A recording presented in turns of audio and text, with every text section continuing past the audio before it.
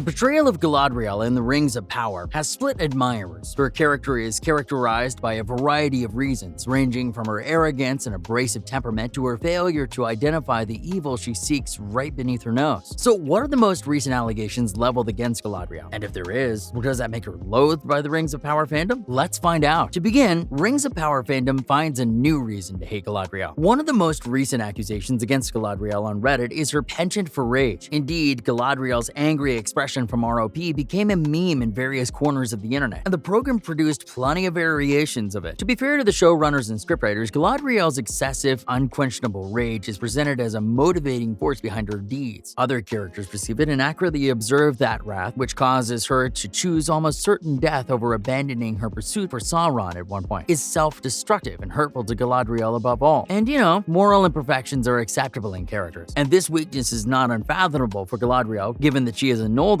princess, which means she has previously come to Middle-earth as a leader of people on a collective retribution mission. Of course, that quest resulted in a series of catastrophes and calamities. Moving on, more specifics on the reason to hate Galadriel. And herein lies the issue. A character's fault is a weakness if it damages the character. It is something that the character must overcome if a happy, rather than tragic, ending is to be achieved. Suppose a supposed defect causes harm to others, but that the character herself never confesses. Everyone else, including the narrative as a whole, has to work around it. In that case, it is not a flaw, it is a disagreeable quality that causes people to dislike the character. So far, Galadriel had experienced little retribution for her continual rage or other undesirable tendencies. Sure, she gets herself into unnecessary trouble from time to time. Still, the story always allows her to find her way out without humbling herself or learning any lesson, and is also inclined to make her eventually right. The season finale did not dispel this perception. Of all, we're still in season 1, with another 5 seasons planned, so there will be plenty of time for Galadriel's character development. Her current state of mind may be supposed to be her lowest point, where she unintentionally makes everything worse for everyone, but not on the showrunner's part. Time will only tell. Following that, Rings of Power is a prime example of a very disturbing trend. The Rings of Power season 1 finale verified the popular fan hypotheses of Halbrand, whose exploits with Galadriel we followed from the majority of the season being a form of Sauron, the main bad of the entire Middle-earth setting, and the antagonist Galadriel was attempting to chase for 8 episodes. This was not exactly a surprise. Once again, fanbase was preoccupied with the image of Halbrand as Sauron. However, this was just another example of an increasingly troubled tendency to portray villains who were never meant to be complicated or sympathetic characters, including one-dimensional Disney villainesses and even Satan himself, as evidenced by the Lucifer series now on Netflix. Whether you're aware of Sauron's acts from the books or Peter Jackson's movies, Sauron is one step away from Satan in terms of hostility and threat to everyone else. And while technically the Rings of Power makes it plain right away that this Halbrand figure is up to no good. Next, more details on the disturbing trend of Rings of Power. Technicalities are, well, technicalities. Anyone can tell that the fans' affection for Halbrand was not an unintended consequence of the showrunners casting a handsome, charismatic actor, Charlie Vickers, for the role, and giving him plenty of scenes and lines that can be easily interpreted as indicating genuine internal conflict or sympathetic movies rather than calculated deception. Similarly, the clear romantic undertones of exchanges between Halbrand, Sauron, and Galadriel, which have already inspired shippers and fanatic authors, cannot be accidental. You'll have a better chance arguing that the showrunners did not intend to make Daemon Targaryen from the House of Dragon as popular with fans as he did, than saying that Sauron wasn't meant to be embraced by the show's fans. Although he began with good intentions, in the Second Age of Middle-earth, he was portrayed as a corruptive, seductive presence who assumed pleasant forms. But the trend he represents is as clear as it is nasty. What comes next? Romanticizing actual serial killers? Oh, Ryan Murphy's Dahmer just did that. Moving on, Rings of Power will only get better in season 2. The Rings of Power's first season was hampered by immense pressure to live up to its hype as one of the most expensive television shows ever created. Prime Video had to deal with the needs of a dedicated and vocal fanbase, and the great expectations inspired by its massive budget. Even before the first episode aired, The Rings of Power faced a barrage of internet criticism for everything from the show's casting to its approach to Tolkien's narrative. Some of the criticism was focused on the show's casting choices. Some of these objections were completely incorrect, such as specific audience members concerned about the show's casting of people of color. Nevertheless, there were also real complaints about the program's tempo and characterization, which you may read about in the next sentence. However, The Rings of Power still attracted impressive viewership numbers, and a sizable number of fans are eager to see what season 2 has in store for them. Now that the actual identity of Sauron has been revealed, as well as the first framework constructed by by defining where the program belongs in the greater history of Middle-earth, the show can begin delving deeply into Tolkien's vast storehouse of information. Now that the series' early problems have been solved, the second season of Lord of the Rings, The Rings of Power, can only strive to improve. Following that, how Rings of Power's secret tradition proved a Harfoot fan concerned wrong. The Harfoots are a race that existed before the Hobbits, according to author J.R.R. Tolkien. They explored the Misty Mountains during the Second Age before settling down and discovering the Shire. Before the program even aired, it appeared like a mistake to include the Harfoots in Rings of Power, given that Tolkien never mentioned them being there during the Second Age in any of his novels. The principal objection against the Harfoots' inclusion was not their imaginative representation, but rather the fact that they should not have been present at that time. Despite being a dismissive addition, the conclusion of Rings of Power revealed the reason for the Harfoots' inclusion in the plot. They are an appropriate addition because they add to the recurring motif throughout the Lord of the Rings trilogy. Given that The Hobbit and The Lord of the Rings are both based on the Hobbits, it seems that the Rings of Power would be out of place if it did not follow suit and center on hobbits. Every form of the franchise has included hobbits accompanying a wizard on an expedition to the east. On the other hand, the Rings of Power is an outliner in that its wizard does not yet know what his mission is. All he knows is that he needs to learn more about the unseen realm and how to handle his skills. Finally, Rings of Power Season 2 won't address all fan complaints, and that's a good thing. This isn't the first time Payne and McKay have addressed the possibility of fan feedback influencing the Rings of Power Season 2. The showrunners stated in October that fan comments would not affect Rings of Power, while Payne's latest remark suggests that some fan feedback is now being addressed. McKay points out that many changes to Season 2 will still stem from what the showrunners learned throughout Season 1 production. It's unclear how the Rings of Power Season 2 will vary from Season 1. However, audience criticism and tempo and mythology accuracy could be addressed. However, Payne and McKay's words indicate that they have a certain vision for the Rings of Power that will not be changed by audience criticism. Instead, it appears the team will improve Season 2 by going to the source material, as they have promised a more canon-focused Rings of Power Season 2 that is more by Tolkien's Second Age works. On the other hand, Payne and McKay have plenty of surprises for eager viewers with original characters like the corrupted elf Adar to use in their plot. While the Rings of Power Season 2 will not answer every fan issue, Payne and McKay's concept of the show's tale appears to grow from their own behind-the-scenes experiences. Well, that marks the end of our video for today. We hope you enjoyed it. On your way out, make sure to hit that subscribe button. Thanks for watching.